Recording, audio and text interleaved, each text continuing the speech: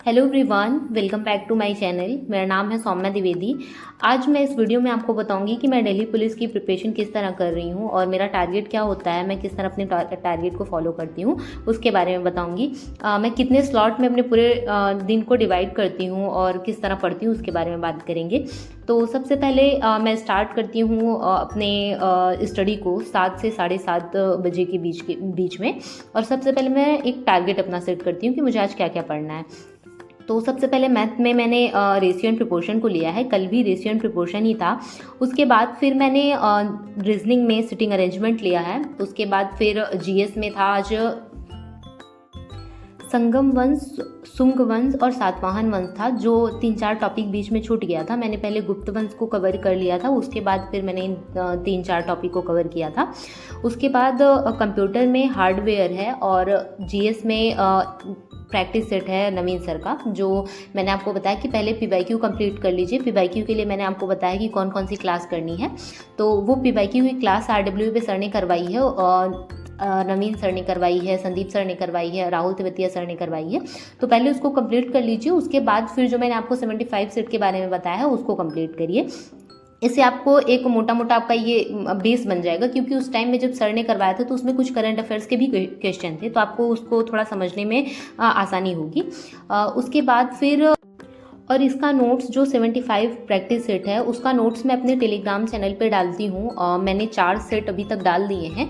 तो आप वहाँ से जाके अगर आपको क्लास नहीं देखना है, सिर्फ उसका क्वेश्चन रिवाइज करना है, तो वहाँ से जाके अपना क्वेश्चन रिवाइज कर सकते हैं, जो नवीन सर ने प्रैक्टिस सेट करवाया है परिणाम बैच का। तो आपको वहाँ से प्रॉब्लम नहीं होगी। अगर आपको पीडीएफ से करना है तो पीडीएफ तो मिलना मुश्किल है मे बी, तो आप नोट्स का ही देख सकते हैं या फिर खुद से नोट्स देख के बना लीजिए। अगर आपके पास टाइम नहीं बच रहा है इस टारगेट के बाद, तो आप वहाँ से मेरी नोट्स से उसको पढ़ सकते हैं। तो सबसे पहले मैंने जीएस को ही कवर किया। मेरा फर्स्ट स्लॉट यही होता है कि मैं लगभग लूसेंट को ही कवर करती हूँ, कि जो भी मेरा टॉपिक लूसेंट से कवर करना रहता है मुझे, मैं सबसे पहले उसे ही करती हूँ, कि थोड़ा माइंड फ्रेश रहता है और उसको पढ़ने में थोड़ा बोरियत होती है, लेकिन सबसे पहले उसे ही पढ़ लिया जाए इंटरेस्ट के साथ तो अच्छा रहता है। मेरा वो मतलब ऐसा रहता है कि सेकेंड स्लॉट में एकदम बोर हो जाएंगे, तो एकदम बोर होंगे और बोरिंग चीज़ पढ़ेंगे तो मन भी नहीं लगेगा उतना। तो मेरा फर्स्ट स्लॉट में लूसेंट ही रहता है। तो लूसेंट में मैंने 3-4 टॉपिक लिया था, उसको कवर किया। उसके बाद फिर मैंने टीसीएस की बुक से उसकी प्रैक्टिस की। टीसीएस की बुक में मतलब जितने भी क्वेश्चन, टीसीएस की बुक से आज एंशिएंट हिस्ट्री कवर हो चुका है, क्योंकि टीसीएस की बुक में ज़्यादा क्वेश्चन नहीं दिए हुए हैं एंशिएंट हिस्ट्री के। जो भी क्वेश्चन था सारा आज मैंने कवर कर लिया है। अगर आपने गुप्त वंश और मौर्य वंश ये सारी चीज़ पहले से पढ़ ली है तो आपका वहाँ पे जो भी 1-2 टॉपिक छूटा होगा वो भी कवर हो गया होगा। तो आज एंशिएंट हिस्ट्री टीसीएस की बुक से खत्म हो गया है। अब हम लोग एंशिएंट हिस्ट्री कब कवर करेंगे? जब हम लोग का पूरा सिलेबस यहाँ से खत्म हो जाएगा। मीन्स हम लोग एंशिएंट हिस्ट्री, मेडाइवल हिस्ट्री और मॉडर्न हिस्ट्री कवर कर लेंगे। उसके बाद फिर से एक बार टीसीएस, जीएस निधि और पिनाकल की बुक से फिर से एक बार कवर करेंगे। लेकिन उस टाइम में हम लोग सिर्फ क्वेश्चन प्रैक्टिस करेंगे, फिर थ्योरी के ऊपर हम लोग नहीं ध्यान देंगे, क्योंकि थ्योरी हम लोग पढ़ चुके होंगे। तो सिर्फ हम लोग क्वेश्चन की प्रैक्टिस करेंगे। उसके बाद फिर मैंने जब पूरा टीसीएस की बुक को कवर कर लिया, उसके बाद मैंने जीएस निधि की बुक से क्वेश्चन कवर किए हैं। मतलब जितने भी क्वेश्चन वहाँ पे दिए हुए थे इन सारे टॉपिक से रिलेटेड मैंने सारी जीएस निधि के बुक से कवर किए हैं। अगर आपके पास ये तीनों बुक नहीं है तो आप ऐसा भी कर सकते हैं कि जैसे आपने आज गुप्त काल को पढ़ा है तो आपके पास बुक नहीं है और आपको क्वेश्चन, बहुत अच्छे क्वेश्चन चाहिए जो उस टॉपिक से रिलेटेड हो, तो आप क्या करिए कि गुप्त वंश पीवाईक्यू या एमसीक्यू करके डाल दीजिए यूट्यूब पे। रवि स्टडी आईक्यू या फिर बहुत सारे ऐसे चैनल हैं जहाँ पे आपको उस टॉपिक से रिलेटेड आपको 100-150 तक के क्वेश्चन मिल जाएंगे। आप ऐसा भी कर सकते हैं।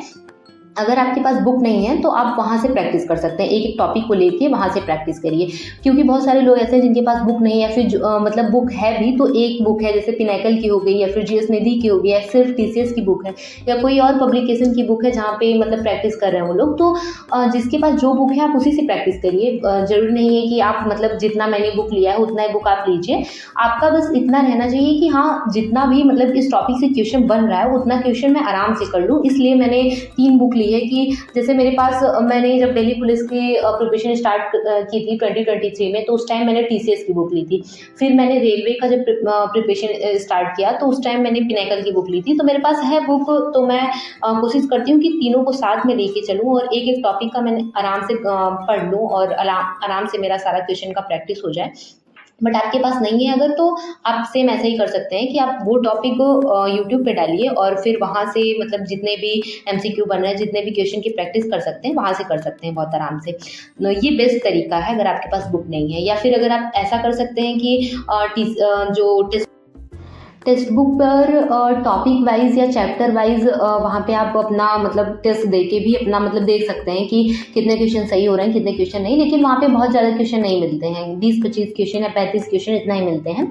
लेकिन अगर आप एक चैप्टर पढ़ रहे हैं तो आपको वहाँ ऐसा होना चाहिए कि बहुत सारे क्वेश्चन आप अच्छे से कवर कर लें।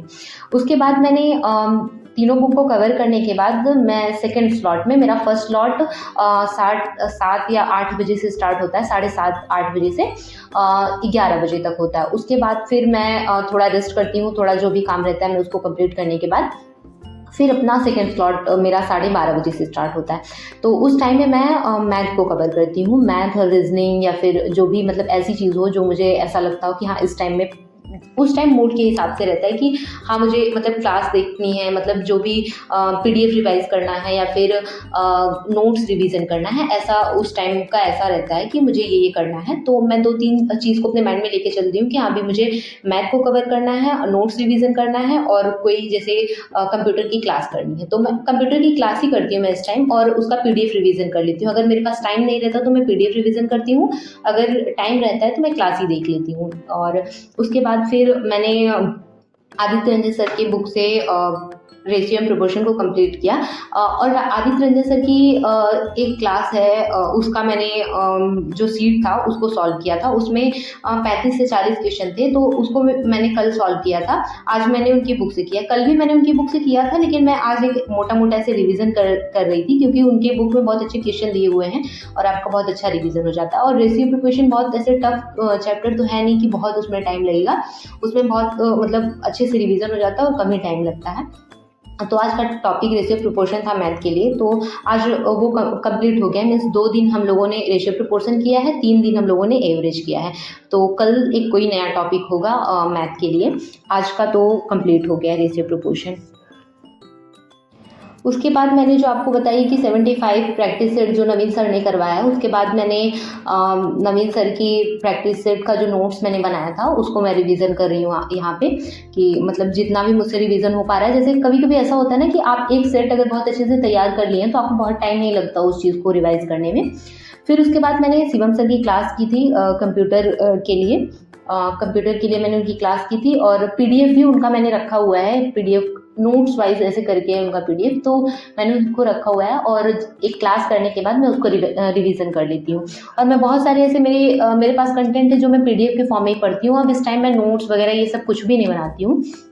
जितना भी मेरे पास बुक है, जितने भी मेरे पास नोट्स हैं, अगर मुझे नोट्स कुछ नया मिला या फिर कुछ नया कंटेंट मिला तो मैं ये कोशिश नहीं करती कि नोट्स बनाऊं, क्योंकि उसमें बहुत टाइम लग जाता है। और बहुत सारे लोग ये चीज़ का क्वेश्चन भी पूछ रहे थे कि आप नोट्स क्यों नहीं बनाती या फिर नोट्स बनाना चाहिए या नहीं। तो मेरे हिसाब से नोट्स बनाने में बहुत टाइम लगता है। अगर आपको बहुत इंपॉर्टेंट कुछ लग रहा है इस टाइम तो भले उसका नोट्स बनाइए, लेकिन मेरे हिसाब से बहुत टाइम तो नोट्स में ही चला जाता है। तो आप अपना जो इंपॉर्टेंट टाइम है, जो प्रैक्टिस के लिए टाइम है, मैथ को दीजिए, रीजनिंग को दीजिए, जीएस अगर नहीं सही है तो उसको रिवाइज करिए।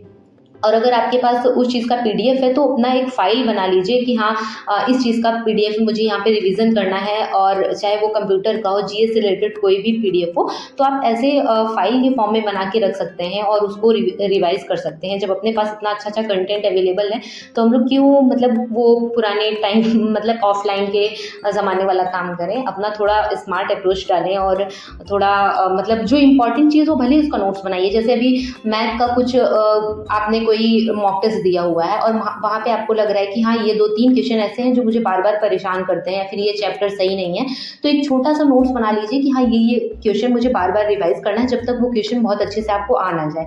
इस तरह का आप छोटा छोटा नोट्स बना सकते हैं जो आपको मतलब मॉक टेस्ट और आपका मतलब स्पीड इंक्रीज करने में और आपको गलती से बचाने के लिए काम में आए, ऐसा टाइप का नोट्स। तो ये नहीं है कि आप हिस्ट्री लेके बैठ गए और बड़ा बड़ा नोट्स ही बनाए जा रहे हैं और नोट्स ही बनाने में पूरा टाइम बीत रहा है, तो ऐसा भी नहीं करना है। हमको बहुत अच्छे से प्रिपरेशन करनी है, नोट्स बनाने में टाइम नहीं बिताना है। अभी हम लोग 11th-12th में नहीं है कि नोट्स ही में अपना पूरा समय निकाल दें। तो सबसे इम्पॉर्टेंट ये है कि आपको मतलब ये समझ के चलना है कि कौन सी चीज़ मेरे लिए इम्पॉर्टेंट है, कहाँ हमें नोट्स बनाना है, कहाँ नहीं बनाना है। ये चीज़ अच्छे से ध्यान में रख के मतलब अपना स्टडी करिए। अगर आपको बनाना भी है तो शॉर्ट नोट्स बना लीजिए। शॉर्ट नोट्स बनाने में भी आपको मतलब ऐसा रहता है कि आप ग्राफ के हिसाब से अपना मतलब वहाँ पे लिख लीजिए, जो छोटी-छोटी की पॉइंट है उसको लिख लीजिए, इस तरह आप कर सकते हैं। लेकिन ऐसा नहीं है कि आप बहुत नोट्स 4 साढ़े 4 बजे तक मेरा सेकंड स्लॉट कंप्लीट हो गया। उसके बाद फिर मैंने थोड़ा रेस्ट किया और मैंने अपना मतलब जो भी मुझे काम था और थोड़ा नाश्ता वगैरह ये सब किया। उसके बाद फिर मेरा थर्ड स्लॉट 6:30 बजे से स्टार्ट हुआ, जिसमें मैंने कैलकुलेशन की। क्योंकि मेरा मैथ थोड़ा वीक है, इसलिए मैं अभी सबसे इम्पॉर्टेंट मुझे लग रहा है कि मैथ में अगर मैं चैप्टर पे ध्यान दे रही हूँ तो उसके साथ साथ मुझे अपना कैलकुलेशन अच्छा करना होगा। उसके लिए मैंने आपको शॉर्ट्स में भी बताया है कि मैं आदित्य रंजन सर की वो 7th क्लास कर रही हूँ, जिसके हिसाब से मैं उस कैलकुलेशन की बहुत अच्छी प्रैक्टिस कर रही हूँ। तो मैं 1 डेढ़ घंटे या 2 घंटे कोशिश करती हूँ कि मैं कैलकुलेशन पे ज़्यादा ध्यान दूँ।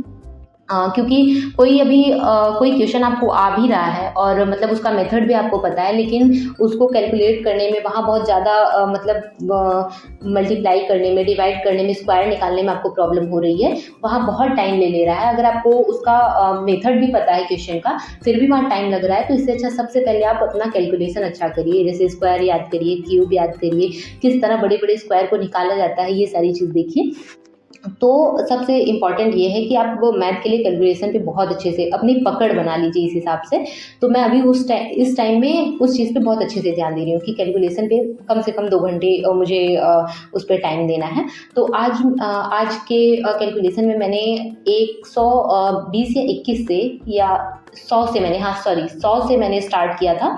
100 से 150 तक का मैंने स्क्वायर निकाला था।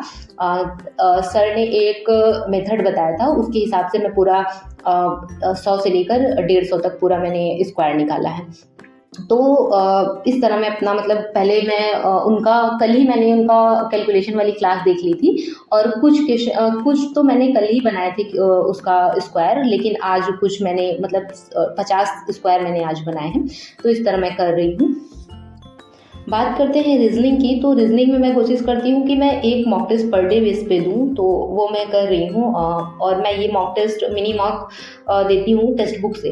तो टेक्स्ट बुक पे आपको मतलब प्रीवियस ईयर क्वेश्चन का भी मिल जाएगा, प्रीवियस ईयर में कौन कौन से किस तरह के क्वेश्चन पूछे गए, या फिर आप किसी और एग्जाम का भी मॉक टेस्ट लगा सकते हैं। जैसे आपने कोई पास लिया है और वहाँ पे आपको ज़्यादा से ज़्यादा 50 या 100 ये मॉक टेस्ट मिले हैं, मिनी मॉक मिले हैं और आपने वो सारे कर लिए हैं, तो आप किसी और एग्ज़ाम के भी रीजनिंग के मिनी मॉक टेस्ट लगा सकते हैं। सेक्शनल मॉक टेस्ट जो भी होता है वहाँ पे लगा सकते हैं। ऐसा नहीं है कि सिर्फ इसी एग्ज़ाम का आप लगाएंगे, आप और एग्ज़ाम का देखिए कि किस तरह के क्वेश्चन पूछे गए हैं, क्या नया है इसमें। इस तरह भी आप किसी भी एग्ज़ाम का मतलब लगा सकते हैं ताकि आपकी एक प्रैक्टिस हो जाए।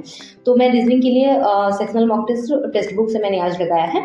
उसके साथ ही साथ एक रेलवे की एनटीपीसी के लिए जो पूर्वा सीरीज चलाई गई थी, जिसमें संदीप सर ने सिटिंग अरेंजमेंट की क्लास करवाई थी, वहाँ से मैंने सिटिंग अरेंजमेंट को देख लिया। वैसे सिटिंग अरेंजमेंट ये सारी चीज़ सही है मेरी, उतनी गलती नहीं होती, लेकिन फिर भी मैंने आज टारगेट में लिया था उसको, तो मैंने सोचा कि एक बार इसको रिवाइज ही कर लेते हैं, तो वहाँ से मैंने इसको कंप्लीट किया। उसके बाद बहुत सारे लोग ये पूछ रहे हैं कि मॉक टेस्ट अभी से दें या नहीं। अगर आपका मतलब सिलेबस कवर हो गया है, अगर आप ने पहले भी जैसे सारी चीज़ जीएस को कवर कर लिया है, मैथ को, रीजनिंग को, ये सारी चीज़ को कवर कर लिया है, ये आपका मतलब आप डेली पुलिस के लिए सिर्फ मतलब फिर से स्टार्ट किए हैं, रिस्टार्ट किए हैं, तो आप लगाना स्टार्ट कर सकते हैं। लेकिन अभी तक आपका बिल्कुल भी सिलेबस कंप्लीट नहीं है, तो अभी आप लगाएंगे तो आपको लगेगा कि बहुत कम नंबर बन रहे हैं। अगर आप इस चीज़ से बिल्कुल भी आपको फ़र्क नहीं पड़ रहा है कि कम नंबर नहीं बन रहे हैं या फिर ऐसा कुछ, तो आप संडे के दिन आप लगा सकते हैं। ऐसा नहीं है कि आप नहीं लगा सकते, संडे के दिन आप लगाइए। उसके बाद देखिए कि किस तरह के क्वेश्चन पूछे जा रहे हैं। अभी ये क्वेश्चन का कितना क्वेश्चन सही हो रहा है, कितना गलत हो रहा है, इसके बारे में बिल्कुल मत सोचिए। जो भी हो रहा है आप उसका मेथड देखिए, किस तरह के क्वेश्चन पूछे जा रहे हैं, कैसे क्वेश्चन पूछे जा रहे हैं, इस पे ध्यान दीजिए। अभी नंबर पे ध्यान मत दीजिए, क्योंकि अभी बहुत टाइम है, आप धीरे धीरे नंबर इंक्रीज कर लेंगे, लेकिन आप मेथड देखते रहेंगे तो आपको एक आइडिया होगा। तो ये था मेरा आज का रूटीन, मैंने इस तरह अपनी स्टडी कंप्लीट की। Thanks for watching.